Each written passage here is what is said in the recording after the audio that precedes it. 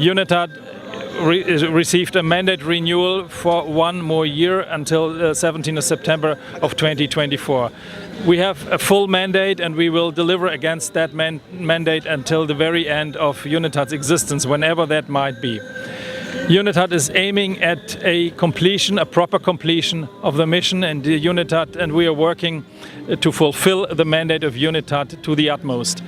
This means that we are still continuing with our investigative work regarding the heinous crimes committed against all affected communities in Iraq, in particular against the Yazidi community, of course, which I want to emphasize on occasion of this solemn ceremony of the return of remains today. We will continue with our work of mass grave excavations and identification, and to support the Medical Legal Directorate and Mass Grave Directorate in that regard. We will continue with the investigative work like analyzing of documents and interviewing of victims and witnesses, until the very end of UNITAD, whenever that might be. The message is that we are always very dedicated to do a proper work.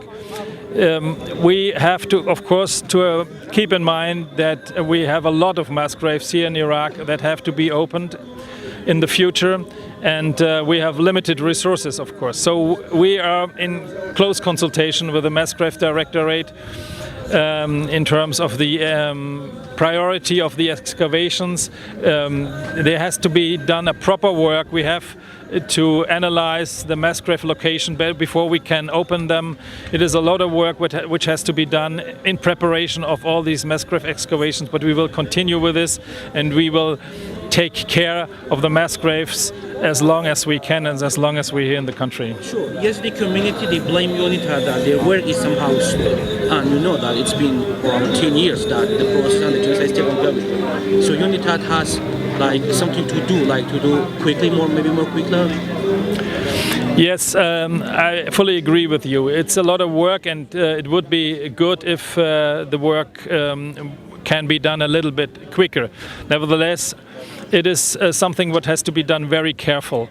We don't want just to take out the remains and put them in a huge box. Every remain has to be prepared properly, because this is what we deserve, the next of kin, the beloved ones of the victims, that the identification is done in a proper way. And identification takes time. That is a matter of fact. There has to be done DNA analysis. There has to be done interviews to really identify the remains. And this is what we owe to the survivors of the heinous crimes of ISIL. And we will continue with this work, though it might take time. Yes. My last question about honoring funeral ceremonies in Baghdad and here in Syria. How is that important for the Yazidi community? You remembered specifically by the Iraqi government. From my point of view, it is very important to have these ceremonies, because it gives a glimpse of solace and it gives hope to the Yazidi community, and it gives recognition, of course, to the Yazidi community that these solemn ceremony in a proper way are happening in Baghdad at the Monument of Martyrs, and here at the Monument of the Yazidi Genocide in Sola.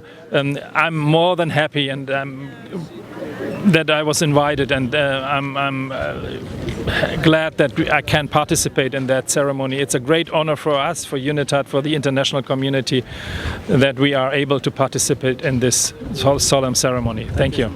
Thank you.